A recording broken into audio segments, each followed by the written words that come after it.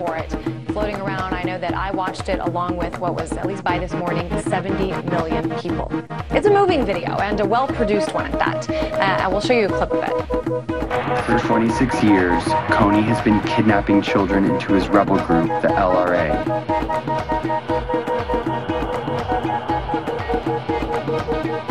Turning the girls into sex slaves, and the boys into child soldiers. All right, so according to the group's website, Kony 2012 is a film and campaign by the group Invisible Children that aims to make Joseph Kony famous, not to celebrate him, but to raise support for his arrest and set a precedent for international justice. Now, it's hard to find anyone who wouldn't agree that Joseph Kony is a bad, bad man. But the film seems to advocate for more U.S. involvement and direct military action. President Obama has already sent in 100 combat troops to try to get rid of Joseph Kony, which is, in no uncertain terms, the U.S. government using resources to take down and kill a man in another country. So we want to talk about some of the implications of the release of this video, especially considering how many people have now watched it. I'm joined now by Marcel Cartier, a hip-hop artist whose CD out is called Revolutionary Minded. Hey there, Marcel. Let's talk about this video. 70 million views and counting. Kony 2012, now the fastest growing social media video campaign we've ever seen. I want to get your thoughts on this. Well, I think that it's an excellent propaganda piece, and not for the reason that, Joseph Kony is not a bad man, not that he's not guilty of these atrocious crimes against humanity, because he certainly is, but we really have to ask ourselves the question, why the sudden interest in Uganda? Why the sudden interest in Africa? And when you're calling for military invasion or intervention in a sovereign country, we really have to question the motives of the United States. We have to question the motives of the European powers, and certainly of Invisible Children, this organization that put together this documentary. Now, when you're calling for that type of military intervention, in my opinion, it smacks of the white man's burden, basically saying there's this evil man in Africa, the African people are defenseless, they cannot rise up against him on their own, and they need us to come in and be some white saviors in Uganda. I think it's very interesting also that 6 million people have died in the Democratic Republic of Congo in a little over a decade. Why have we not heard about this? How come most people, when you ask them, will not be aware of this Holocaust? Well, it's because the United States has benefited greatly from this proxy war in the Congo. Every cell phone, every computer needs coltan in order to function, so of course you won't hear about that.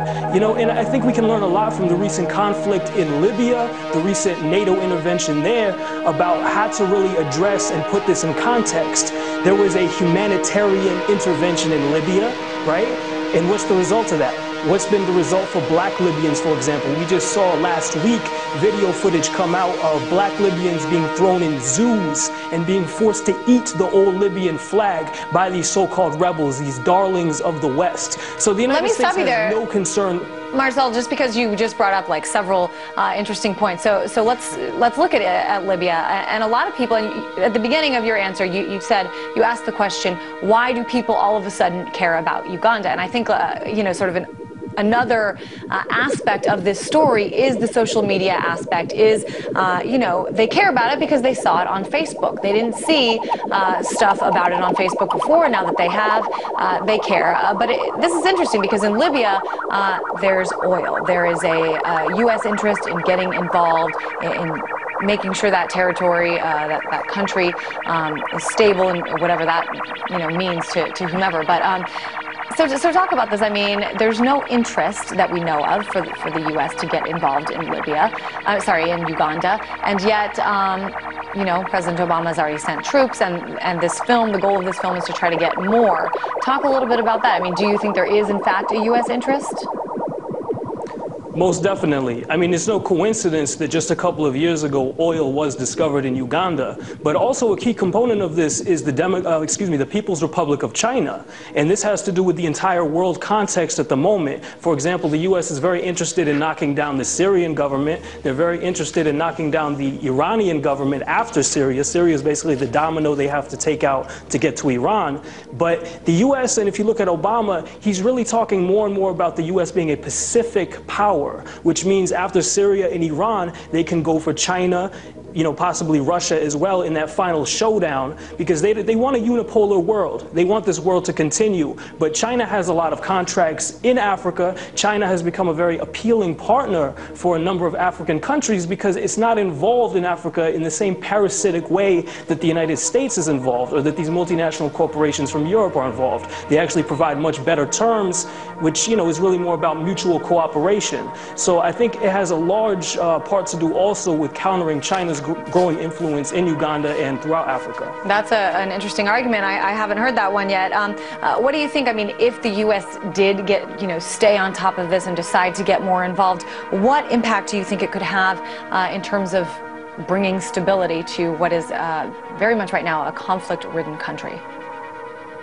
Well, if it brings stability, it's going to bring stability under imperialism. It's going to bring stability under, basically subjugation to U.S. interests. And, they are going for this. We see it because AFRICOM was launched a couple of years ago. That's the U.S. African Command.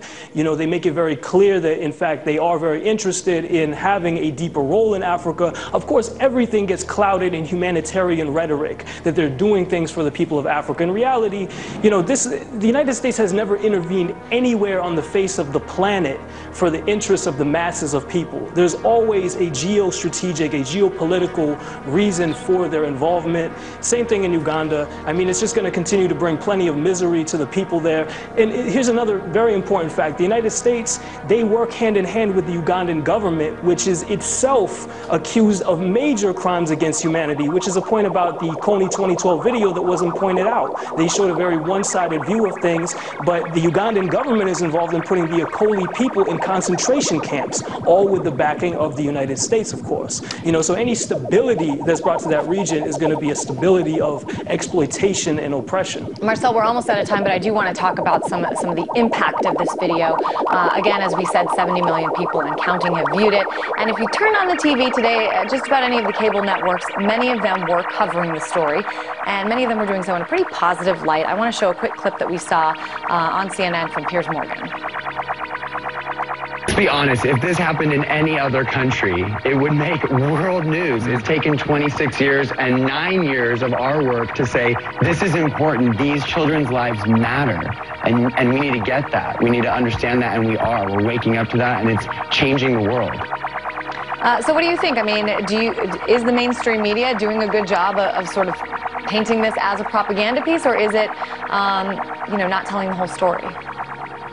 Well, what the mainstream media should do if it's interested in human rights is talk about a Bush 2012. Bush is easily the biggest war criminal walking around freely across the planet. He's directly responsible for the deaths of at least 1.5 million Iraqis. That far dwarfs anything that Joseph Kony is accused of. And Obama's a war criminal too. Let's just be honest about this. He's a Nobel Peace Prize winner, but he definitely shouldn't have received that. What about Netanyahu 2012? I guess the message here is that it's okay to it's not okay to kill children unless you're the United States or you're Israel, and then it's suddenly just fine.